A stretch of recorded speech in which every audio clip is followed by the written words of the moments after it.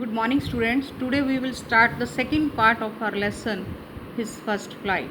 And the name of the lesson is The Black Aeroplane. First of all I would give you introduction in Hindi. इस कहानी के अंदर क्या है कि एक पायलट होता है जो कि अपने घर वापस जाने के लिए रात को फ्लाइट उड़ाता है और उस टाइम मौसम भी ख़राब है और उसका आकाश में अकेला ही जो जहाज़ उड़ रहा होता है. जब वो वहाँ से उड़ान भरता है तो आकाश बिल्कुल साफ होता है, लेकिन अचानक इतने घने बादल आ जाते हैं कि उसको आगे सब कुछ दिखना बंद हो जाता है. और जैसे कि हमें पता है कि एरोप्लेन जो होता है उसको उड़ाने के लिए जो है इंस्ट्रक्शंस जो है नीचे हेडक्वार्टर से दी जाती हैं, तो इस तरह से उसकी रडार, उसकी रेडियो, जो भी उसके इंस्ट्रूमेंट्स होते हैं वो सब ख़राब हो जाते हैं. तो वो एक डर में बैठ जाता है. अचानक उसे, क्योंकि उसके अंदर एक भावना है कि मैंने तो जाना ही जाना है अपने घर, तो अचानक उसे एक ब्लैक एरोप्लेन नज़र आता है जिसमें उसे नज़र आता है कि उसका पायलट उसको इशारा कर रहा है कि मेरा पीछा करो, और वो उसको फॉलो करता हुआ उन बादलों के झुंड से बाहर निकल जाता है. जैसे ही उसकी सेफ लैंडिंग होती है और वो हेडक्वार्टर की विंडो पर जाकर पूछता है कि वो दूसरा एरोप्लेन कहाँ गया, मुझे उस पायलट का थैंक्स करना है, तो वहाँ पर जाकर उसे पता चलता है कि उस टाइम में आकाश में उड़ने वाला उसका अकेला ही जहाज़ था. Let's read the lesson. The moon was coming up in the east. कहते कि चांदनी जो है वो पूर्व की तरफ से आ रही थी, बिहाइंड मी, मेरी तरफ. And stars were shining in the clear sky above मी. और मेरे ऊपर जो है साफ आकाश में तारे चमक रहे थे. There was not a cloud in the sky. आकाश में कोई भी बादल नहीं था. I was happy to be alone high up above.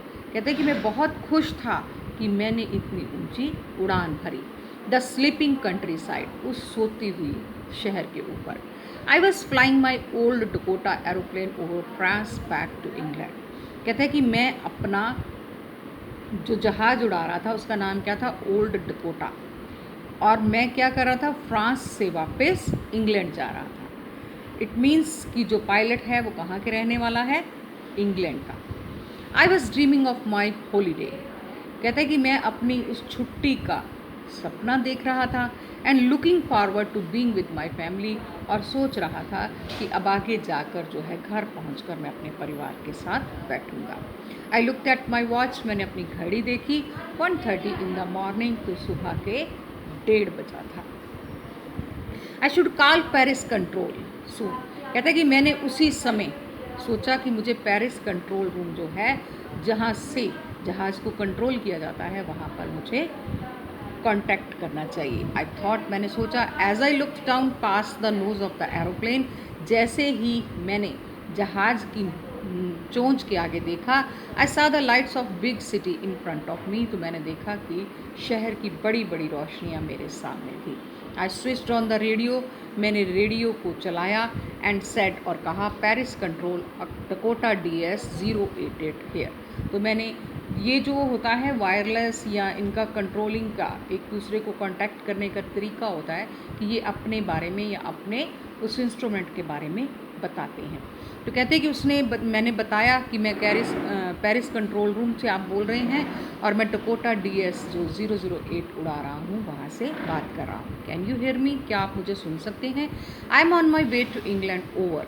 तो ये अपना सेंटेंस कंप्लीट करने के बाद ओवर जरूर बोलते हैं ताकि अगला बोलना शुरू करें. कहते हैं कि मैंने क्या किया कि मैंने उनसे कहा कि मैं इंग्लैंड को जाने के लिए उड़ान भर रहा हूँ, क्या आप मुझे सुन सकते हैं. The voice from the radio answered me. कहते इमीडिएटली, उसी क्षण उस रेडियो से मुझे उत्तर आया. DS 088, I can hear you. मैं आपको सुन सकता हूँ. You ought to turn 12 degree west now. अब आपको चाहिए कि आप पश्चिम की तरफ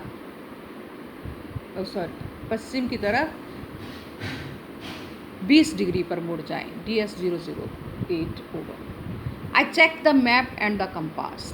कहते कि मैंने मैप जो नक्शा था उसको चेक किया. फिर मैंने जो मेरी कंपास थी, उसके अंदर एक कंपास होती है जो कि डायरेक्शंस बताती है, उसको देखा. Switched over to my second and last fuel tank. और मेरा जो अंतिम फ्यूल टैंक था जिसमें तेल था उसको मैंने शुरू किया. चला दिया and turn the Dakota 12 degree waste towards England, और इंग्लैंड की तरफ जो है 12 डिग्री पर, सॉरी ये 20 नहीं था 12 था, 12 डिग्री के एंगल पर मैं अपने जहाज़ को मैंने मोड़ लिया इंग्लैंड की तरफ।